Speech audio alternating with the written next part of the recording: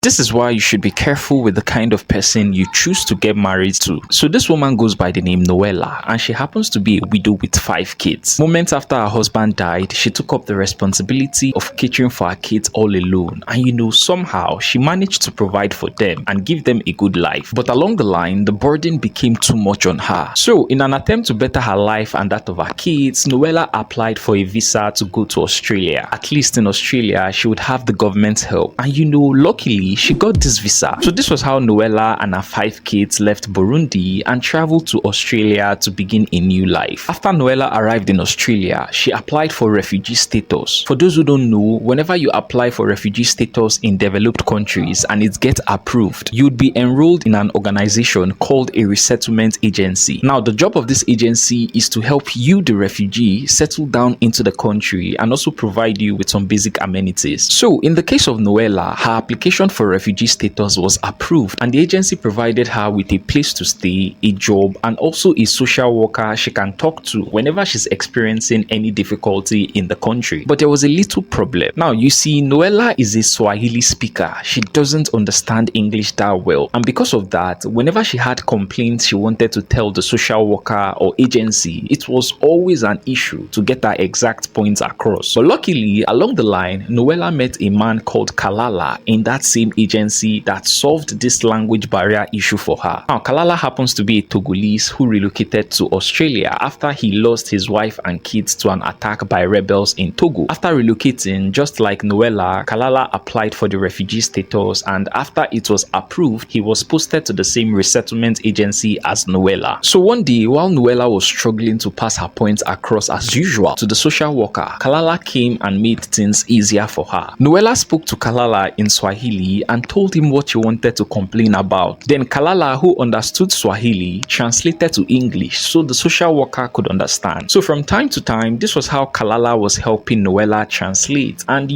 over time, they became friends. From friends, they became closer friends. And from there, they began a relationship. A few years later, they got married, bought a house together, and Nuela gave birth to 3 additional kids for Kalala, making her a mother of 8 kids in total, 5 from her previous marriage. And everything was going well for them until one day. On that day, Nuela received a phone call that her stepmother in the village had just died. And as expected, she was beyond heartbroken. A few months later, a funeral date was set for Nuela's stepmother. And as one of the surviving daughters, Nuela had to be present at this funeral. So this was how Nuela flew from Australia back to Burundi. She lodged in a hotel and stayed there until the day of the funeral. The day of the funeral came and it was a successful one. After the funeral, Nuela returned back to her hotel, but she was exhausted. I mean, we all know how exhausting African funerals are, especially when you are related to the deceased, like you go cook food tire. So when Nuela arrived at the hotel, she called Kalala, her husband, telling him how tired she was and that she just wants to lie down and sleep off. However, Kalala suggested that she go for a walk and relieve herself of the stress before lying down. So Nuela agreed. She came down from her room and was walking around the hotel premises just as her husband had advised. However, a few minutes later, as Nuela was walking, she was approached by a man. The man pointed a gun to her face and told her that if she screamed, he would kill her right there, and that even though the gun sound would garner attention and people would come and